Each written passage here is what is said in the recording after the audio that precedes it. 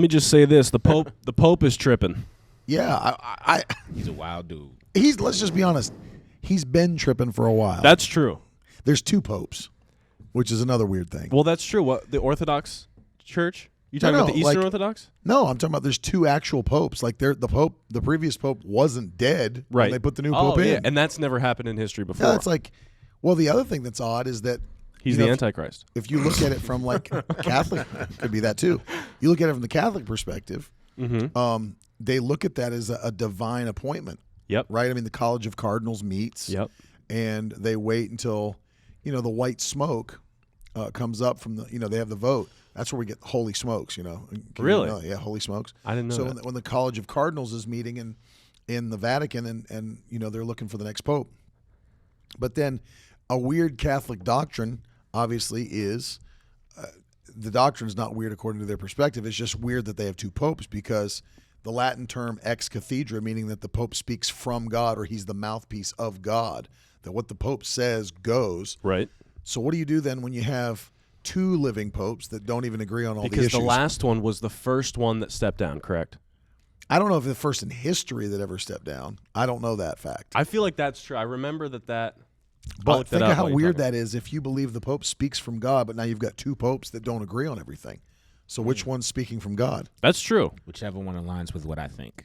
Yeah, exactly. It seems like such a weird position nowadays. The things that you see him do on the news, they did a thing. It was probably like 2 years ago where like Lamborghini presented him with a brand new Lamborghini and he like signed it and it's in the Vatican now and it's like what is going on? That's different. Yeah. When the Pope starts taking like brand deals, it's probably a sign at that like point. Louis Vuitton Catholicism loafers on and stuff. Sponsored I by think they Louis do. Vuitton. have Actually, they do have Louis I was about to Vuitton. say, I think they do. They do have because they have those. I don't know that it's Louis. It might be Christian Louboutin. Really? Because they have the red slippers. Yeah. They wear the red slippers. So I don't know if it's Christian Louboutin or not, but like they do have like some kind of. I think they have some. Does kind of anybody know? designers. Are they hiring? Yeah. Yeah. I'd like to put my application in for Pope. It's hard to get into the College of Cardinals. That's a prestigious school. It is because you have to have a 4.0 GPA plus tons of extracurriculars. Yeah, that's right. That seems like the high table from John Wick. That's what I think It of kinda the does College feel of like that. Cardinals. It's like the high table. Like Yeah. no one really knows who they are. Like, hey guys, did you know I was in swim team also? I don't know if that matters. That's pretty fast. Won a few matches. But recently, what's really happened? The Pope, this Pope Francis, has been a pretty controversial Pope. Frankie boy. Yeah, Frankie boy. He's from Brooklyn. So yeah, he's been saying some whack stuff. A lot of it having to do with Some would say it was wiggity whack. a lot having to do with LGBTQIA plus. Right? Okay. Uh-oh. And the 2S. Yeah, 2S. Sorry, 2S. Sorry, apologize. Sorry. Do you remember in 2013 when he was voted in? Yes. Okay, because I was alive back then. I was alive, but I was very young. What was the reaction to him? I think so. This is one of the things that I heard, right? So this is a South. He's from South or Central America, right? Yes, This Pope yeah, is. Argentina. Okay, Oh, so yeah. one of the things that I heard when talking to people from that part of the world, obviously God has been moving mightily through South and Central America. Yep.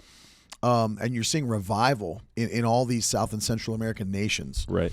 From what I understood, there was a decline taking place in the Catholic Church in South and Central America. This was like a political push to like pull a pope from that region of the world that would kind of almost like boost people back in. Yeah. Catholicism in these nations where they saw a decline. And Right. from what I understood, part of it was kind of a political move to do that. Yeah. I don't know honestly, I have no statistics on whether or not that plan worked, but I think people are kind of wondering like what is up. Right. Because you start seeing these things. Well, and this is not the first. we'll just start with what happened recently. This article was published on October 4th. I'll just read it to you because this is the full context. So, Pope Francis opened a big meeting Wednesday on the future of the Catholic Church, where contentious topics will be discussed. The 3-week General Assembly of the Synod of Bishops at the Vatican, sometimes called the Super Bowl of the Catholic Church. And I believe that's is that in front of the St. Peter's Basilica? where they meet. Yeah. I don't think they meet outside. I think it's very protected. But that's where I guess that's where he gives his Wednesday. Right. Or something. But are you talking about? You're not talking about the College of Cardinals. You're talking about this whole. No, this synod. Oh yeah. Okay. So, sometimes called the Super Bowl of the Catholic Church, has drawn bishops from around the world to discuss hot-button issues, including whether priests should be allowed to get married, which that's crazy that they're talking about that now. If divorced and remarried, Catholics should receive communion, whether a woman should be allowed to become deacon, and how the Catholic Church will handle matters around the LGBTQ community. Even before it kicked off, this year's synod was already historic. It's the first time that women and lay people are being allowed to vote, though 80% of its participants are still bishops and thus men. But the biggest bombshell dropped earlier this week when Francis openly opened the door for the possibility of Catholic priests blessing same-sex unions. His remarks published Monday came with caveats. Francis stressed that the blessing shouldn't be seen as elevating same-sex unions to the sacred place of heterosexual marriage, but until now, the church positions had been that the same-sex unions could not be blessed because God can't bless sin, right? In his statements issued in reply to the cardinals who had requested clarity on the church's position on the matter, Francis said, "We cannot be judges who only deny, reject, and exclude." So the cardinals are being like, what is the church like? We need to solidify this in 2023. Right. What's the church's position on homosexual marriage? And his direct quote was, "We can't be judges who only deny, reject, and exclude." In his opening homily Wednesday for the synod, the Pope said that everyone must be allowed in. LGBTQ organizations welcomed the change in tone, while the church conservatives blasted Francis for appearing to dilute Catholic doctrine and sow confusion. Let me just make sure. So basically, the deal is, before this, the position was we won't bless same-sex marriages because God won't bless sin. Right. So the fact that he's willing to open up the door for doing that means that they are going to change their positions and say that really it's not a sin. Right. And so whether or not they say it's not elevated to the level of a man and woman's marriage, but we can now bless it. So they're changing their position on whether or not it's sin. But a little backstory. So like in the Catholic Church, the blessing of marriage is a super important thing. Like that's like big for Catholics. It's not just that it's not sin, but the blessing of a marriage is important. It elevates the marriage. So Pope Francis is saying, we're not saying that it should be elevated to, this time or this to marriage between a man and a woman. Right. But everyone must be allowed in. So is it just like semi-blessed? It's kind of he's willing to bless it though, he's saying. Right. It'd be fully blessed by them then. Yeah, so I mean, but then there's levels. Right, but he's saying it, but he's not saying it. So he's not saying homosexuality is not a sin, but he's saying everyone should be allowed in. This is where... But at the same time, he is saying that because he said the reason we couldn't do it in the past is because God doesn't bless sin. Mm-hmm. But now they're willing to do it. Now, that was the position beforehand. So it's either now God blesses sin or this is not sin. But is he saying specifically that they'll bless it, or is he just saying that they'll allow it to happen, but they won't physically bless it? Because they asked him, they said, Pope Francis, what's our opinion on same-sex marriage? He says, we can't be judges who deny, reject, and exclude. Everyone must be allowed in. Allowed in is different than blessing, though. So, is he saying, we'll marry them in the Catholic Church, we just won't bless their marriage? Or is he saying, no, they'll also be blessed? Well, if you allow them to be married, that's confirming, affirming their marriage. Yeah, but what you're saying is that, in the Catholic Church, it would be very important that they would pronounce a blessing over the marriage. There's a stark difference between saying, we'll let you get married at our altar, versus saying, we will physically pronounce a blessing over your union. Right. I mean, so was that the quote in the article was that it was one of the topics being discussed at the synod was whether or not they'll bless a same-sex marriage? Well, just LGBTQ issues in general. But they asked him directly about it. Because from what you said earlier, it sounded like he's willing to change his position. Yeah. That now it used to be that because God won't bless sin. Right. But now they're open to doing it, to blessing it. So maybe in another 18, 24 months, they'll just bless it, and it'll be on par with this is where heterosexual marriage. I have such... this is where it's so crazy when you look at anything that has to do with LGBTQ, because he's saying now that he is looking at changing the stance on allowing them in. Well, there's a big difference between changing your stance and allowing them in and seeing what we saw in the video with transgender people, like that's not letting them in. That's celebrating what they're doing. Right. There's a very big difference between. So in word, people will say, "Oh, we're going to accept them in," but in deed, there's nothing less acceptable to the LGBTQ community other than what he did in that video, which is like out and out celebrating their lifestyle. There's a big difference between accepting someone's lifestyle and celebrating their lifestyle. Can we tell what happened in the video? Or put a link? Go ahead. I haven't found the video. I watched the video last night before when we were getting on the plane. So in the video, there's like there's transgender people dancing in whatever room they were in, and it shows like the Pope's like in his chair, right? In his, I've seen the screenshot. In his throne. On his throne, yeah. And, so they're like drag queens. Yeah, they're drag queens, and I don't know if it was like Mardi Gras beads or if it was like those big plastic round hoops. They're Hail Mary beads. But they were like dancing around him, and he was like trying to throw the hoops around their neck and stuff. Like it was like a horseshoes. Yeah, it was weird. I mean, it was like, definitely not him storming out and being like, I can't endure this. So I mean, whether he's saying it or not, that's my whole point. Is like whether he's saying it or not, his actions. He's at best he's softening hard on that position. Well, okay, so let me say this. This is the problem with the Catholic Church. Yep. The way that they develop what is truth. What is truth? What is doctrinal? What's not?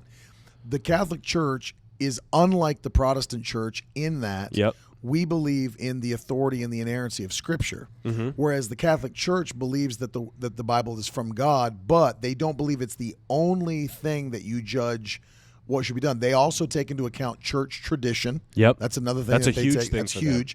And then as I spoke earlier, that Latin phrase that the Pope speaks ex cathedra or from God.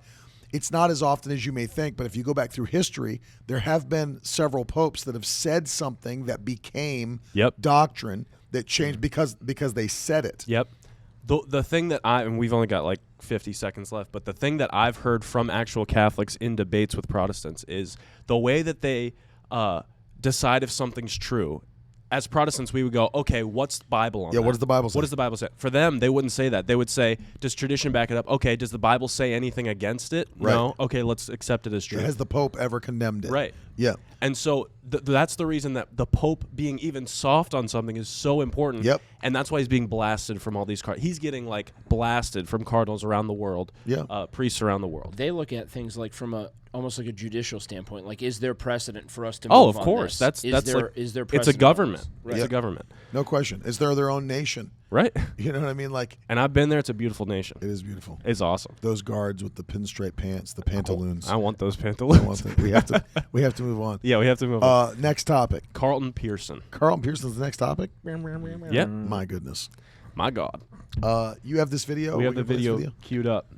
Carlton Pearson, for those of you that don't know, left the Orthodox faith and began to claim a very universalist doctrine. Does not believe there's a hell, a literal hell. And universalism, he believes that at the end, everyone will go back to heaven. Right. And starting the timer. And people... No. Yeah, go ahead. People that are truly aligned with that doctrine, many of them believe that even Satan will go back to heaven at the end and be redeemed. And that's universalist. Universalism, yeah. Yes. And so he is a universalist. He doesn't believe there's a hell. He believes that nobody can escape God's love.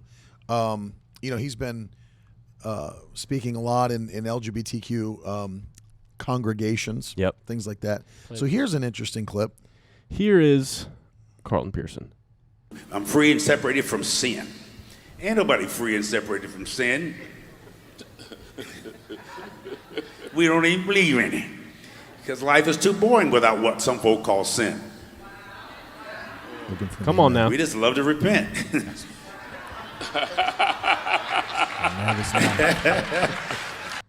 Yeah, that was a nervous laugh. So I know that's just like that's a tiny little portion plucked out of an interview or whatever it might be. And maybe we can post the entire interview somewhere, like in the description. But I don't care what context you ever heard me speaking in anything. You would never hear me say in any way, shape, or form, "There's nobody free and separated from sin." That's straight up heresy. Yep. I mean, that's not even just like false teaching. He made a mistake. That's straight up heresy. Mm-hmm. Well, I mean, coming from someone who is a universalist, a heretic. Yep. I mean, that's just the truth, and it's crazy. I mean, like, it makes sense the path it's been going down, But I mean, for that clip, that's just like a clear. He's departed completely. From Orthodox Christianity. No question. It's sad because at one time God used him very mightily. Yeah. I still listen to the music from those Azusa revivals from 1, 2, and 3. I listen to all of them still because those were powerful meetings, and God was using me even from a young age. But this shows you he started hanging with some dudes that had this kind of doctrine, and the main guy's dead now, and he was younger, I think, than him.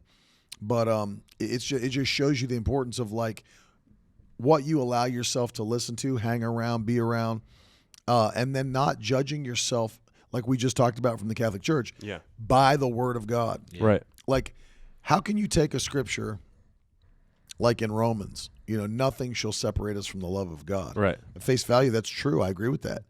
God loves the world indefinitely. And the bottom line is, nothing will separate you from His love. Right. But there are things that can separate you from His presence. Yeah. There's no question about that. Yeah.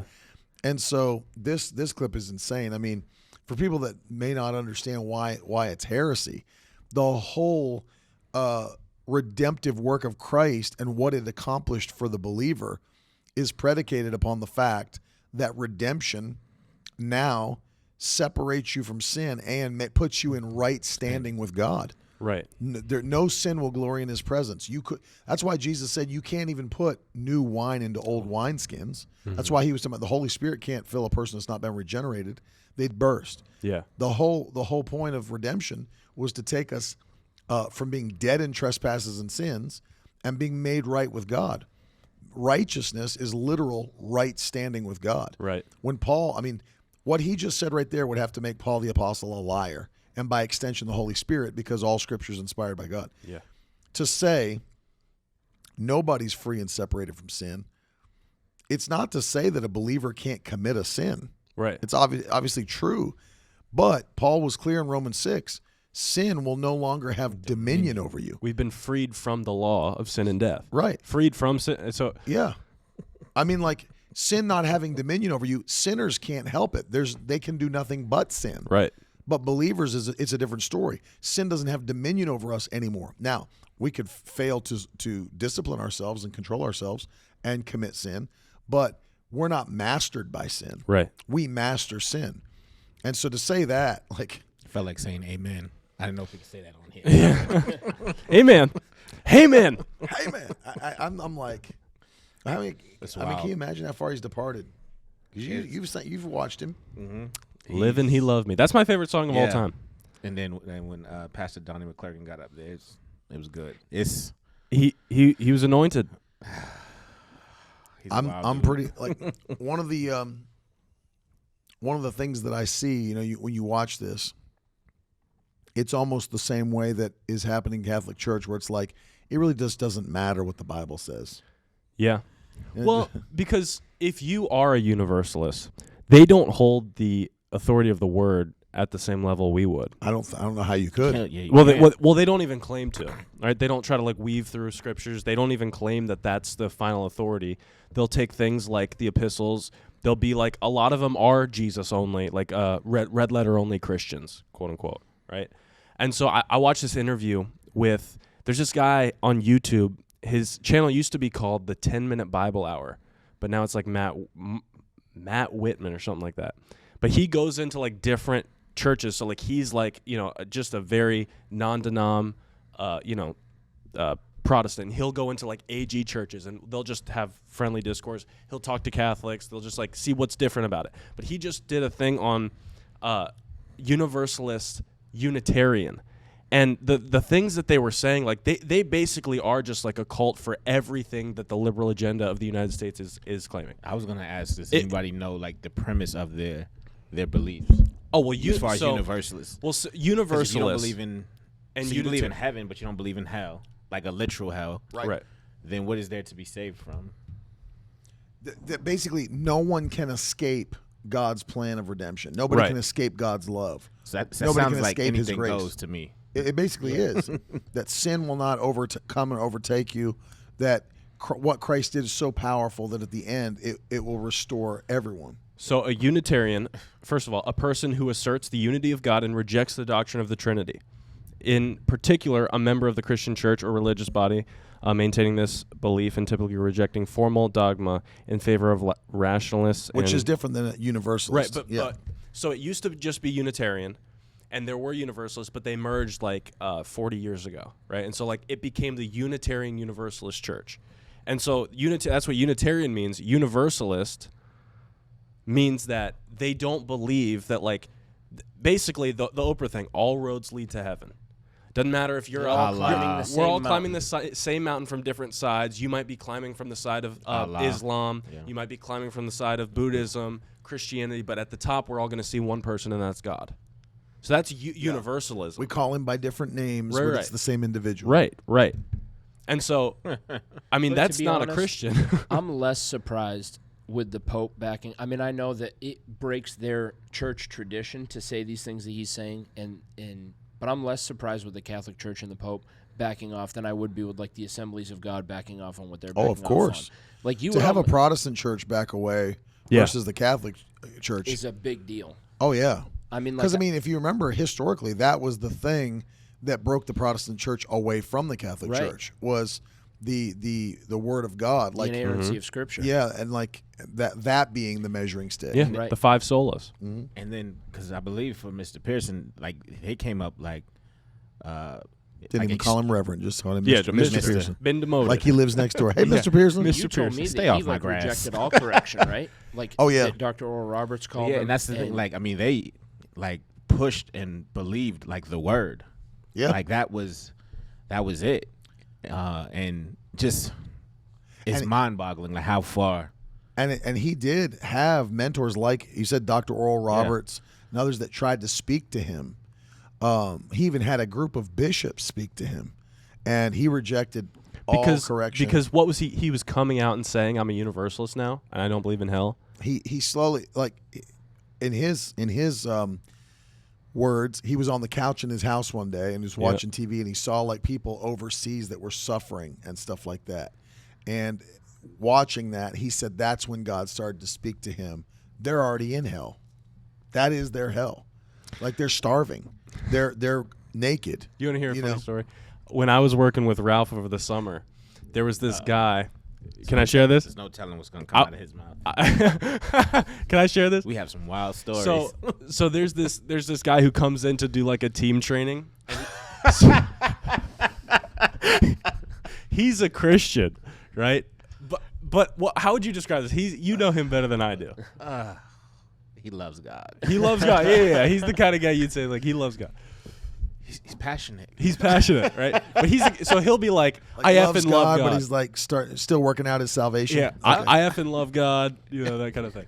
Yeah, yeah, right. It's just, and so we're vocabulary is just a little different than ours. But so like we're in this environment's like a frat boy environment, very much so, and so. We're all sitting there, and usually it's a team meeting, like playing David Goggins on the screen, or like even Bishop Jakes. Like they just take to get you on an emotional high. Yeah, before you go get out, you pumped up to go sell alarm systems. Is what we did, and then he came up, but he always liked to teach the Bible in some facet. So he was like teaching, and I remember it was me, Ralph, and Ralph's and friend Sergio who worked with us too, brother Serge, and he was sitting over, and he's like he's a word believing Christian. He does not play those games, right. And so the guy was saying like. I read in this verse that Jesus started talking about narrow is the way that leads to heaven.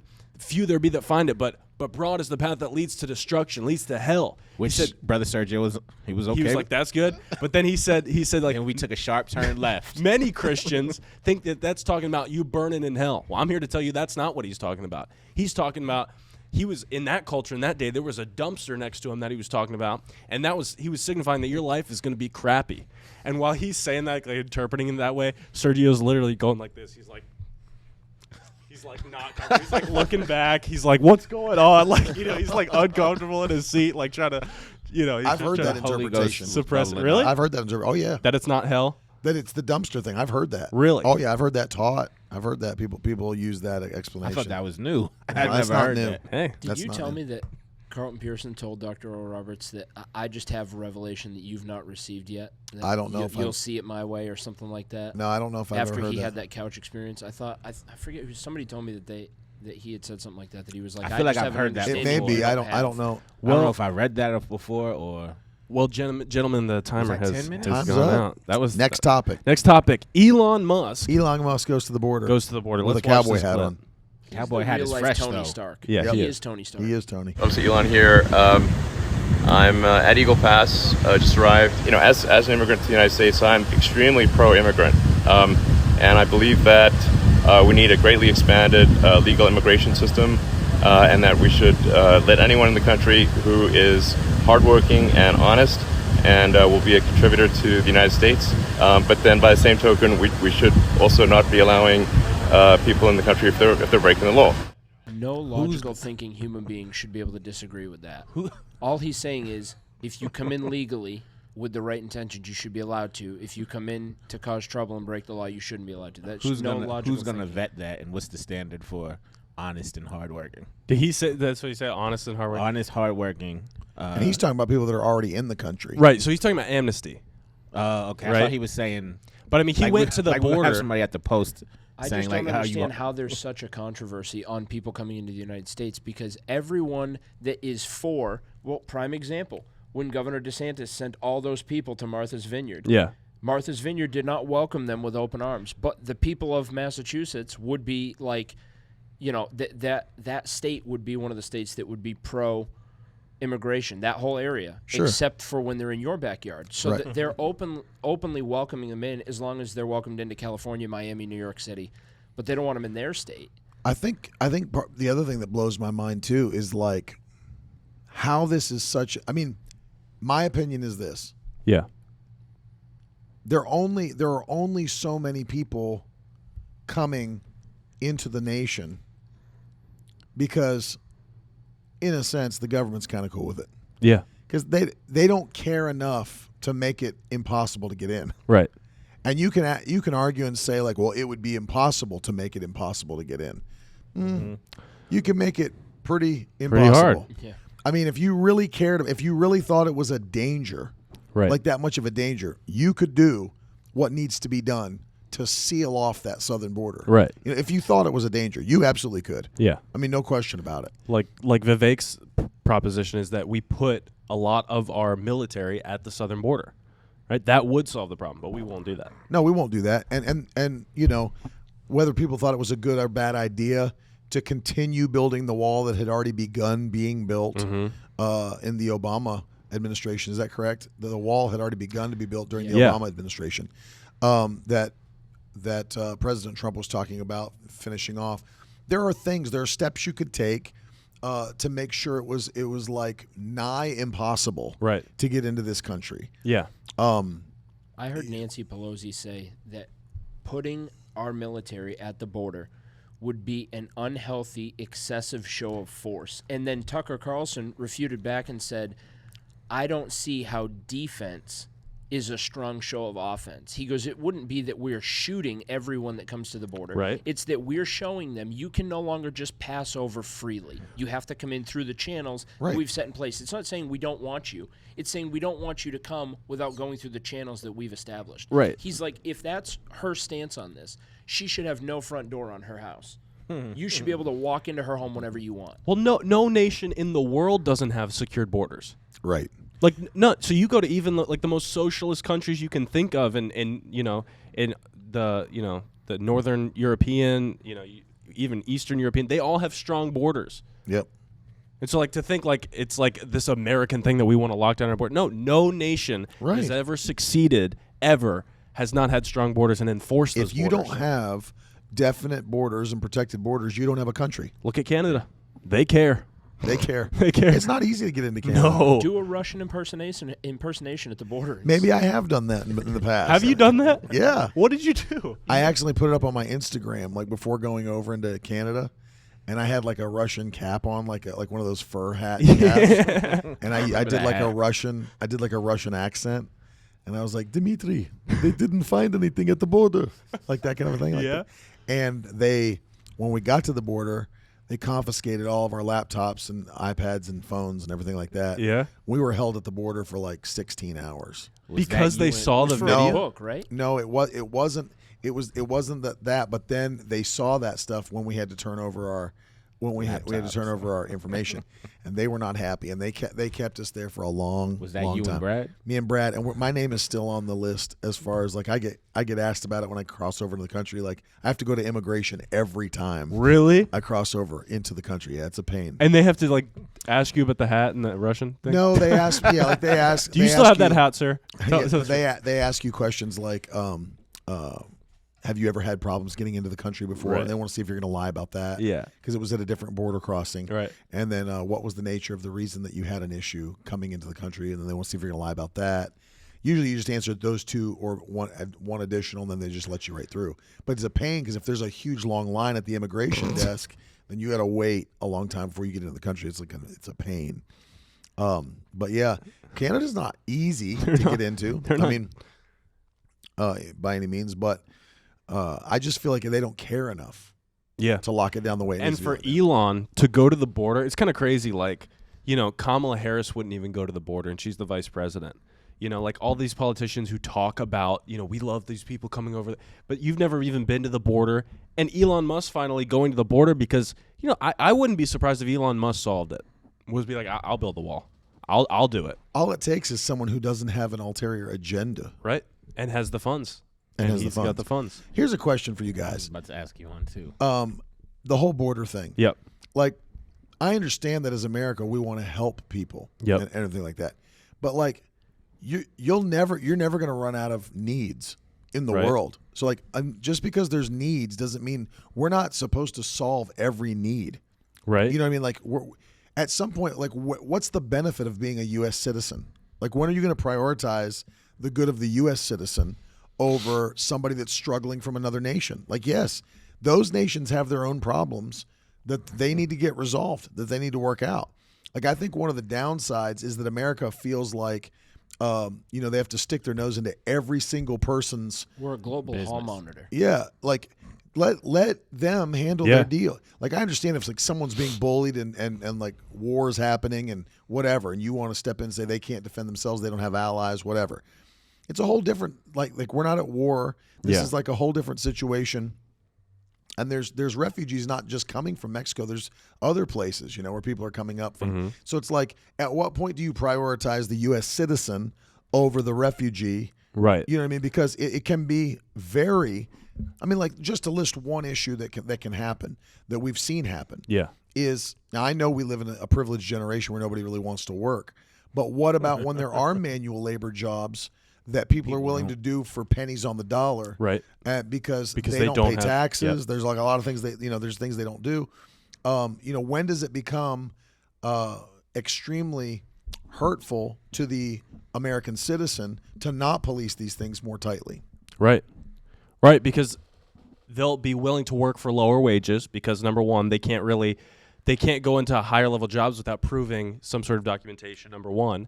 So that they will be able to work for cheaper. I was interested. I don't know what your question to him was going to be, but my question to you was going to be, as a pastor and as a preacher, what would you say to someone who says that's not love? We should be accepting people and helping people. That's not love for you to turn people away at the border. Well, the United States of America is not an individual Christian. Right. It's like America didn't receive Jesus into her heart. Right. So there's one set of commands for those that follow Christ, those that are believers. Mm-hmm. If we see people that are in need and in help, that need help, we help them. We do what we can to help those that are hurting. But the United States of America is a nation that has to keep in mind there's a national interest. There are things you have to prioritize for the good of those who are living in this nation, who are members of this nation and are paying taxes. They're expecting to be taken care of. They're expecting their economy not to be destroyed. All these different things that are taking place that are detrimental to those areas. It's like you have to think about it. At what point do you? Because at that point then what's the point of having a nation? Yeah. A prime example is how Biden handled Ukraine versus how he handled Maui. He sent billions or trillions, up. whatever he sent over to Time's Ukraine, up. and he sent $500 a piece to the people of Maui after their houses were burned down. Right. And they are 500. U.S. citizens. Right. Right. $500. Imagine if your house burned to the ground, and then the president said, "No, we're going to take care of you. You're a U.S. citizen," and he gave you $500. You know what I would do? I'd go straight to Taco Bell. It's the only thing you can do. It's the only thing you can do It's is the only thing $500. you can do. I'd go straight there. You can ball out. I'm like, you know what? I feel bad because my house is burnt down, but I'm going to eat my feelings with so many soft tacos. We should go there after this. We should do it. Wow. I'm feeling that too. But in all honesty, like I asked, but you didn't even. You just like right. Let me Well, I ask mean, you the a question. time's No, time's no, up. But I'm No, saying, like, what do you think about that? No, I mean, I think that's 100% right. I mean, but the reason I ask is because there are people like that. There are people that want, pastors to answer a specific way because they, walk in love is their only value. Yeah, that it's important to remember those commands are given to Christians. Right. They're given to those that are members of the body of Christ. What's the point then? Like, why was God's power behind Nehemiah to build a wall again around Jerusalem, to rebuild the wall of Jerusalem, to keep enemies out, to keep other people that didn't belong in there out? Why did God? What was the point of God telling Noah to build an ark to protect him, and then God shut the door so no one else could enter in?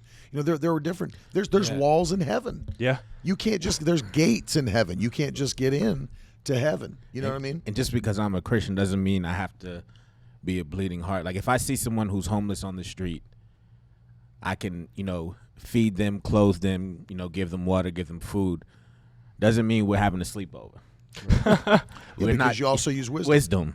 Well, Right. Let me ask Does you it- this then. What would you guys' opinion be on them repealing the ability of somebody like an Elon Musk to become president? I was do about you to believe? say, I do you wouldn't know believe what would happen. that? That Would was you my be next accepting of him? Because he was born from 'Cause another, he was in born in another South country. I'm not questioning whether or not he's allowed to. I'm asking, would No, I'm you? saying that's what you're saying. Like Would you repealing be that all right because with- he was born in another yeah. country. Would you be all right with them doing that? But they don't have to repeal it. He's already not allowed to be the president. I understand. Right, but like, see, with he's asking if they got rid of that rule. And they Oh, said if he we would could be somebody cool- Would like I him. vote for I Elon? I was No, would you be with okay anybody that's not born in this country.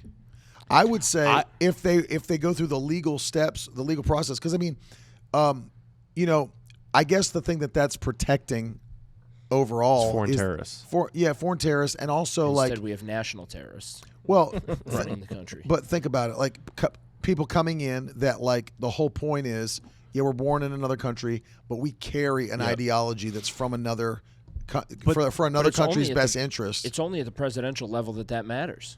Yeah, You that's can true. be the governor of a state and not live in that state. So how do you have love for that? No, you have to state? live in the state. You don't have to be. You have to live in the originated state to from be the that governor. state. Yeah, but Right. you don't also even have to be born in the United States to be a governor. Right. So what I don't understand is because the more stuff that Elon does like this, like going to the border, I could see where if he made there's a lot of people that don't like him, just like there's a lot of people that don't like Trump, but he could prove to be. He just seems like a guy that's like, I just want the betterment of the United States with no ulterior motive. And people can say, well, no, he has this ulterior or that ulterior. He spent $44 billion on a social media company just so we could post whatever we want. So, I mean, like, there's no ulterior motive. There's no gain for him. There's no money to be made in Twitter.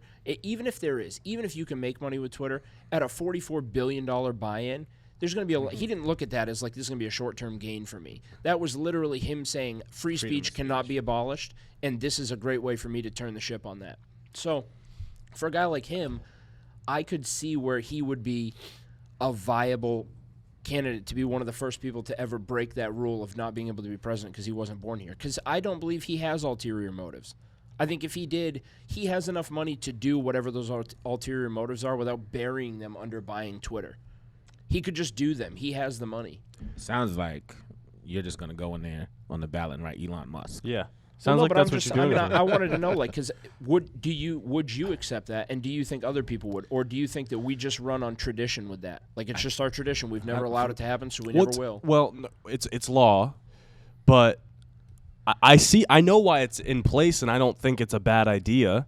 Now, it becomes a bad idea when someone you like is wanting to run, but then again, I think to replace that, you should have to take to be a citizen, you should have to take a test, and everyone at 18 should have to take the same test that citizens have to take, and that would kind of guard against, because what you said is right. The whole thing is we don't want we want this culture of American values to be instilled on people. We don't want, other cultures coming in and completely uprooting democracy and uprooting freedom of speech. Well, let's give a practical example.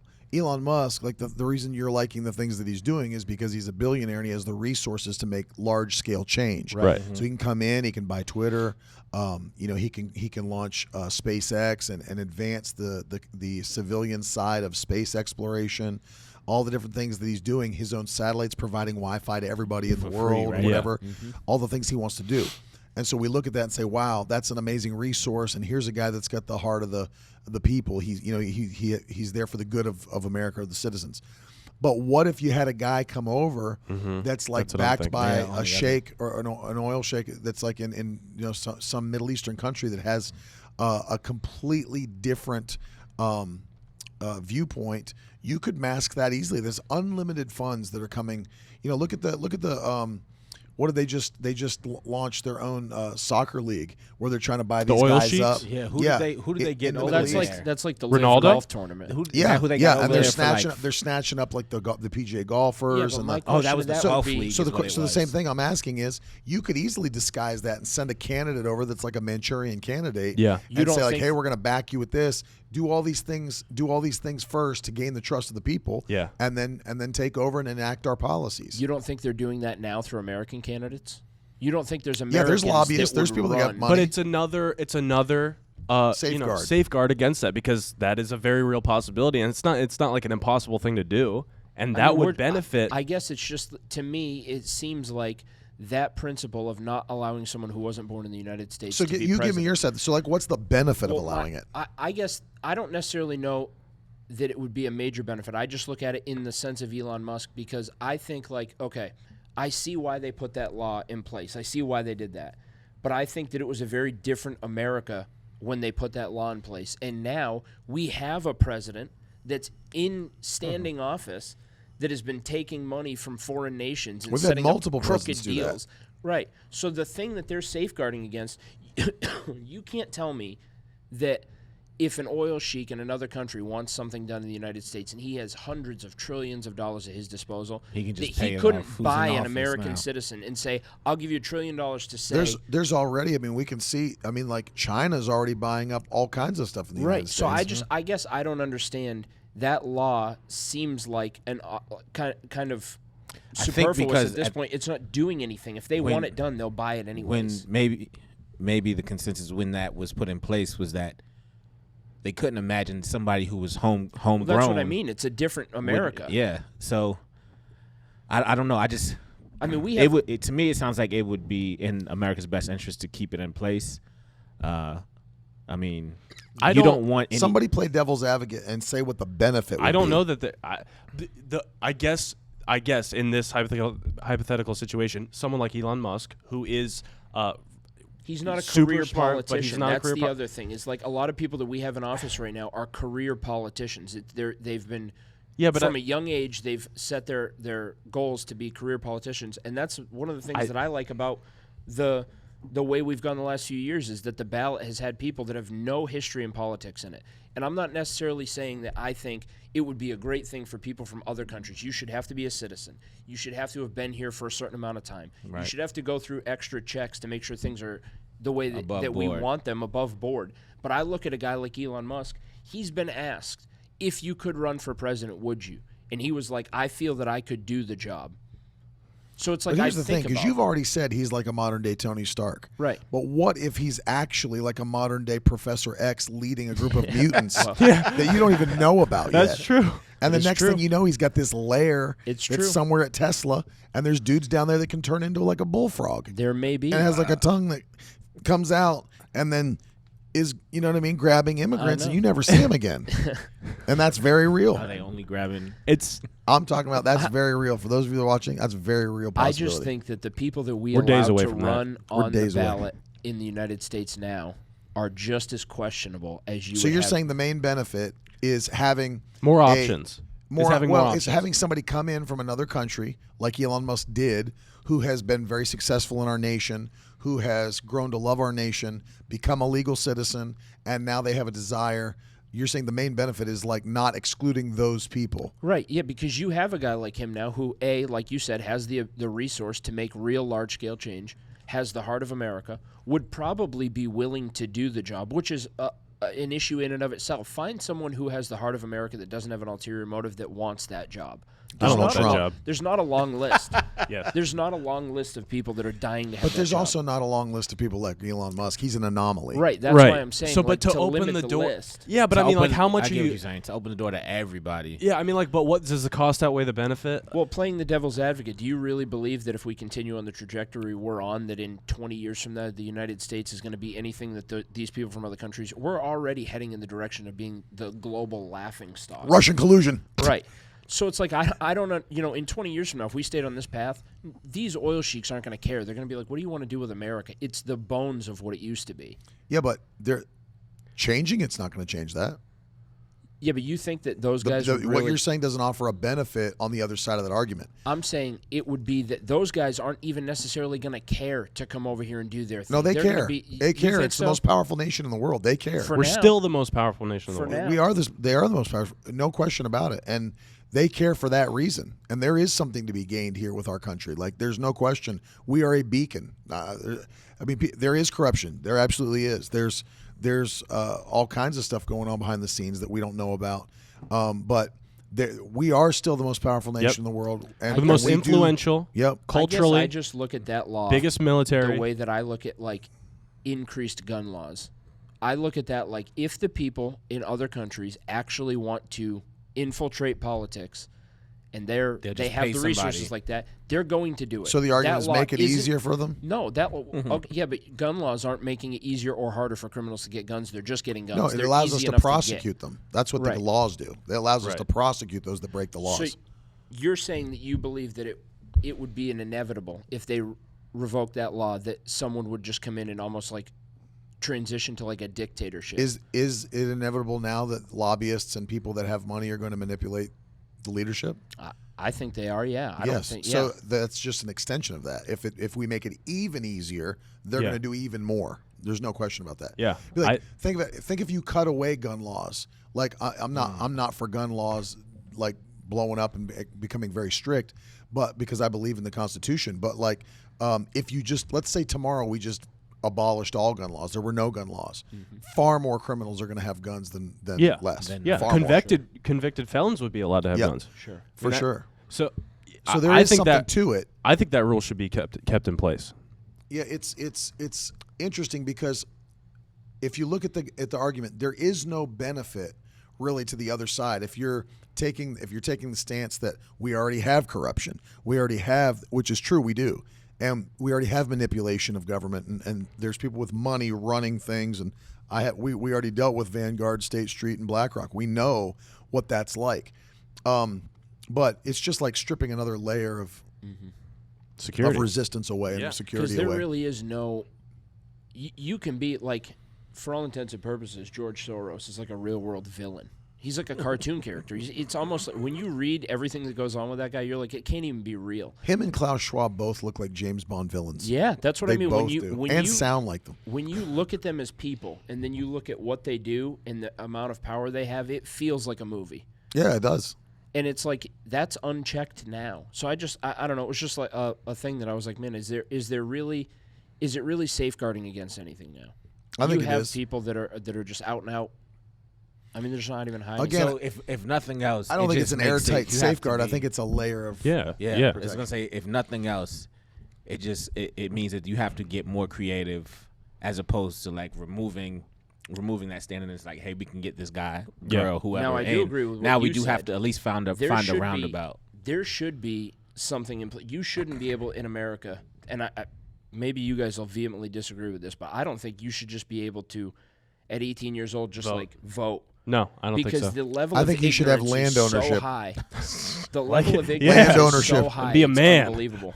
I think you should have land like in the old days. Yep, that's right. Only males, biological males who own land. Can vote. Biologically. You know, but that's actually interesting though. They had stake in the country when Right, that was the whole point. That's Yeah. you know, but you look If you at the- live in an apartment and don't contribute to society, you don't work, you live off the government, you don't have any you Nothing. there's you no don't contribute. difference? yeah. your vote's the same. I guess your rights are the same, but your vote's going to count for as much as someone who has stake has physical stake in the country is involved in that community. Right. I think we should bring it back. Wrong thought point. I really like. Well, you, the people that are voting now. I mean, listen, it's not going to be popular, but the people who are voting now are ignorant. The age group of kids, by and large, from 18 to 25 years old now, are highly uneducated. Oh, that's there true. are outliers, but they are highly uneducated. And did you see what happened to America? Like once we started letting women vote. I'll tell you something. Dinner was late. Take us back to the old days. I know. Nobody had Bedroom's not hot clean. food. Jeez. Laundry wasn't done. Toast burnt. Nothing's vacuumed. Here's No question. milk in the fridge. Here's a question. Yep. Do you feel like women can be funny?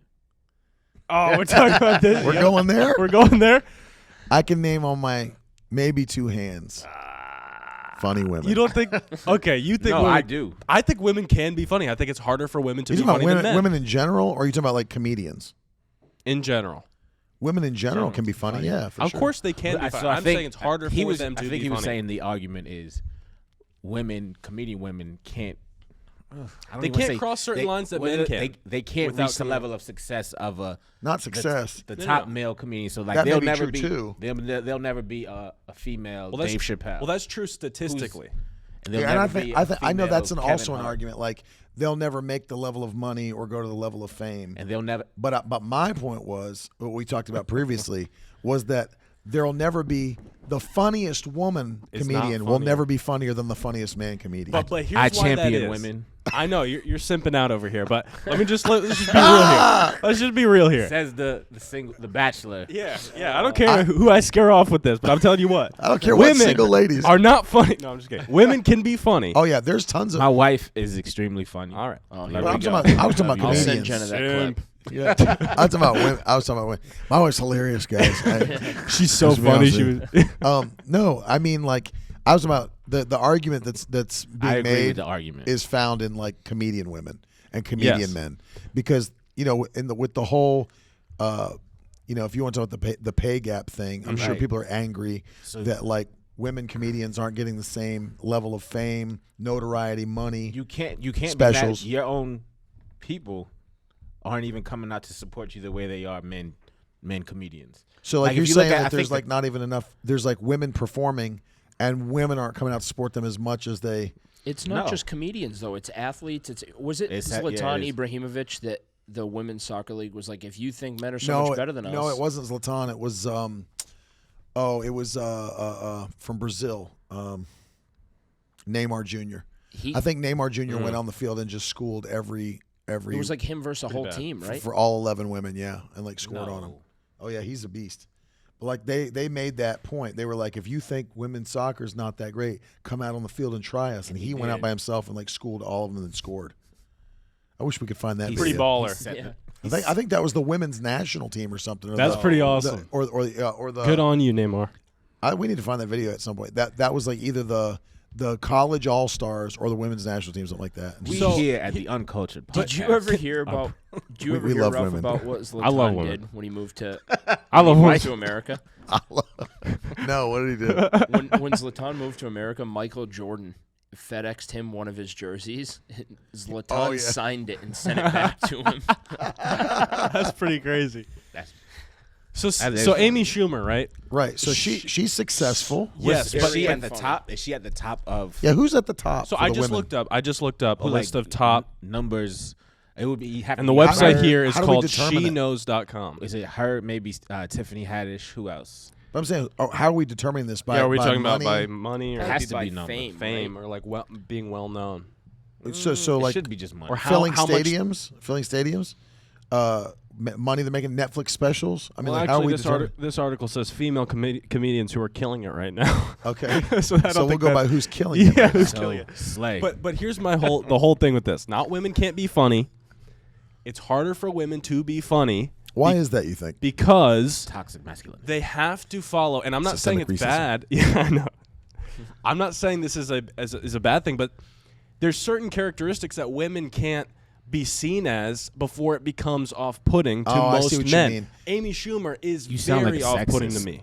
Yeah, very. no, I know what you mean. You mean like because women They're feminine. they're That's what feminine, makes them feminine. and they're more refined Yes. than men in that way. 100%. So that when if they go to Neanderthals. if like a man does something that's obnoxious to be funny, That's exactly it's right. funny. But if a woman does something to be obnoxious, it goes against She's her Amy Schumer. refinement. It's a double standard. It goes like against her refinement, and then people are like that shouldn't be that way because that's like Right, but- off-putting as a woman. But let's all agree, It is what it is. But it is what it is. But it's Yeah. not even a double standard because there's two different. There's it means something to be feminine. And it means something to be masculine. But the woman would argue, I should be able to do this, and I understand like it's not that way. yeah, you But can't make people. for the women, they would women. they would argue I should be able to do and say the same thing as a man, and it should be it should be received the same. It should just be taken for I what feel it like is. most- It's not. I don't. Feel I think that the way, four but of us sitting at this table could say the same thing, and it wouldn't be received the same. No. It's true. And we're all men, but heterosexual men. heterosexual, biological. men. I love women. Not just a woman, women in general. Women's. But like that's true for us. Like we could all be sitting. That you could put the same crowd in a room. Yeah. And every one of us four could come out and say the exact same thing in the exact same way. because of our And we because of would- our looks.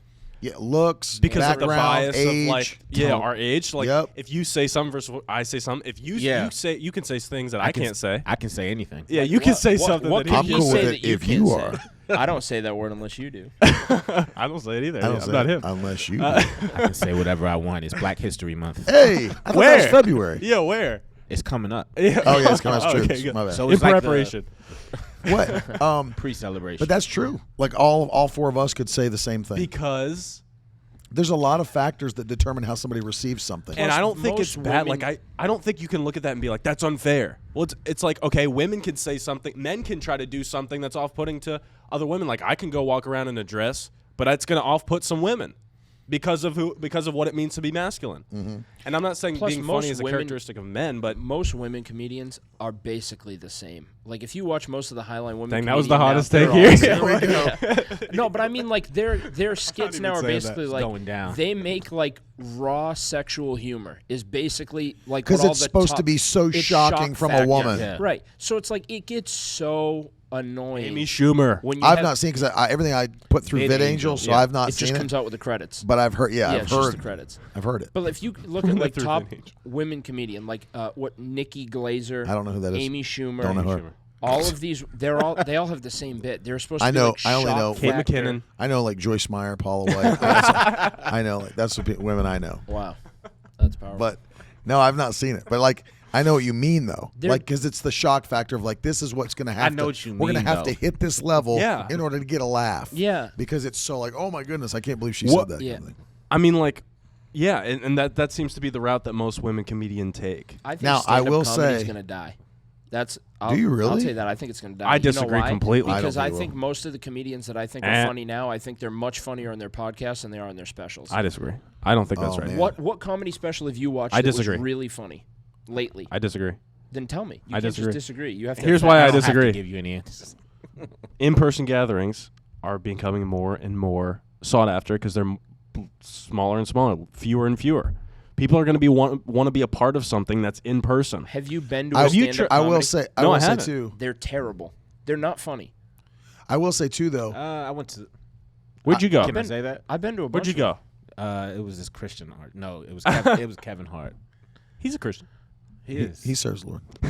He has a checking and a But I savings. really think that But they're the way it's funnier set up. on the open conversations that comedians are having now are more entertaining and They're- funnier. You realize they're it's funny. a lot of it Specials- is based on their comedy. Yeah. Like if you yeah, take but away when the you comedy go to the life, specials, it doesn't. It seems so put on. Well, because it is. I know, but it's that's produced. what I don't like. It's not natural. If It you went to doesn't like feel, a raw thing that's not becoming a special, Right. It's a whole different thing. I don't have you know. been to a comedy special? Huh?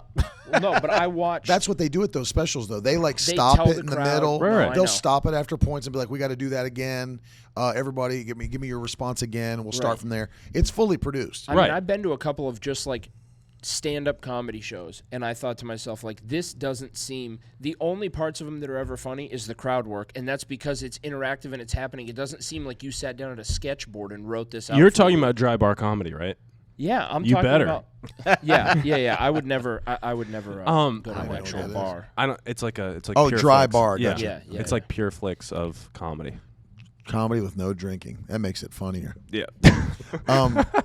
It's tough to get a people laugh when sober. your crowd's not blasted. Yeah.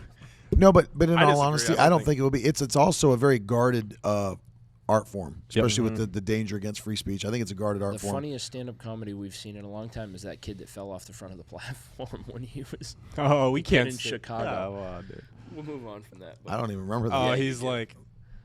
He said we're gonna You move can't- on. He goes Yeah. deeper into it. You can't even say it. I don't even remember that. But I think the gatherings thing is big, but it's just two totally different things. Like I don't think podcasts are going to go away anytime soon. No. But I don't think stand-up's going to go away anytime soon. I don't think so either. And stand-up's a very American idea. It's a very American thing. I mean, it's pretty amazing I how never thought about that. yeah You don't see any Indians standing up and telling jokes I do. there are some. Who's the guy that was in in Community? India. Aziz. I know. No, Aziz Ansari. Aziz Ansari. Oh, he's not But funny. it's- He's funny in Parks and Rec. He's not funny. I don't know what it is. He's, about- but he's American though. Aziz? Well, I don't know about that. There are. I do think though, and I don't know why I think this. I mean, there's probably people that think we think this because like we are guys. Like the reason you think that there's no woman that can be funnier than a man that's funny is probably because you're a guy. Tiffany, what do you think? Tiffany. Is it really? What? were you gonna say? That you That we say think that that 'cause- You're asking a question and answering it from our own perspective? No, Yeah. he disagrees. He's a simp. So who's the funniest person? But Do you Tiffany- feel like the funniest person you know is a male or female? Yeah, Tiffany, do you think I'm there a are- male. Professional. But do you think that the funniest female? Do you think that the funniest female comedian is funnier than the funniest male comedian? Can we A call? reference? What if we did a call or we called a woman? Can we do that? Hold on. So she says she agrees with why. What would you say? Yeah. Right. It's off-putting. It's off-putting. for women to do the same thing that men do to get laughs. Yeah, that's true. I agree, but then they also feel like they have to do those Right, things but that's what I'm to saying. get the laughs. So they do it, and it's not as funny, except to a certain type of woman. Or man. Yeah. I think that there are and I'll tell you one area where I think women are very funny is like the women I was thinking of are great writers. Like you got the Tina Feys, Yeah. and the people like that are like excellent writers and then are actually funny in their acting. And I don't know if she does stand-up comedy, but Well, I funny mean, in their acting and funny in their writing. In She's- SNL, she did some. Right, I mean, right. She hosted. You know, you wouldn't. To me, Not Melissa specific. McCarthy is hilarious. Yes, very She's funny. hilarious. But I don't know if she does stand-up comedy. I don't know, but I'm talking about like comedic actors versus Yeah, comics. We're not talking about- that's like stand up wise. That's But you know what I'm tough. saying? I'm not even just saying comedian. what you're That's saying is tough. right because it's easy She's to get funnier your lines. than a lot of men, I think. It's easier to get your lines and have a producer walk you through a scene that they're filming. Yeah. It's another thing to be spontaneous on stage and make people that's, laugh. and I think I listen to like if you listen to a lot of stand up comedians, they say like stand up comedy is a whole different. It's a whole another animal when you have to go up there and just come Yeah. up with material. Yes. And it's like when the jokes aren't received well. Then you got to learn how to function. But that's the same way actors feel about doing Broadway. Yeah. It's because acting is a whole different thing Oh, than going to do Broadway. Well, stage acting is way different. Like Yeah. way different than camera because it's acting. all in the moment, like being a comic. Yeah. Whereas like Yeah. being a and you're an feeding off actor- the crowd too. Yeah. Because Yep. you're Who not was the doing that in a comedian movie. that said that he used to like to try and go in and see how many times he could bomb and then turn the crowd around and then bomb and turn them around. It was That's tough. he said he used to like make a game of it. If it wasn't like going to be a special, if he was working on new material, he would be like, I'd set a personal goal Oh, to yeah, see I like how remember many hearing times I this. could bomb and then turn them back in my favor and then bomb again in the same I don't. set. I know Dave Chappelle did something where he like told the end Oh, of the yeah, joke yeah, in yeah. the beginning. He said, "I'm gonna give you Yeah. a random punchline, and when I then- say it, you're gonna laugh." and then he let them know. He I think told them the what punchline first. and then told the story Again, this is something I heard secondhand. through Somebody Vid that saw Angel. it, Right. Vid Angel. but he did it and then left and went did his whole comedy show and like didn't reference it again, and then did this long elaborate story thing, and it came out. That was the punchline at the end because it sounded like the most ridiculous thing. But the way he like, That But was I like, think that's not that's- gonna be a punchline. That's a funny way to do it, though. I mean, that's and then afterwards when he said it, the crowd Again, I went don't know what crazy. it was or Allegedly. because Right. someone had told me about it. But his, you know, he's considered by almost everybody to be one of the funniest people or the funniest comic to ever live. Yeah. Allegedly. Allegedly. I I don't know personally. yeah. Because I was watching TBN. But Yeah. I mean, I'm talking. They don't let him on there. But Yeah. Your favorite stand-up comedian would probably be Joel Osteen, then, right? I love his jokes. His He jokes are starts- great. He starts the I service. attended Do that, you that appreciate a church. good dad joke? Do you appreciate a good dad joke? Very much so. And Yeah. I get laughed at. Yeah. But I can tell him because I'm a dad. Yeah. I You- can't. I can just say son jokes. Son jokes. They're not as funny They're though. different. They're just like regular jokes. Yeah. Yeah, exactly.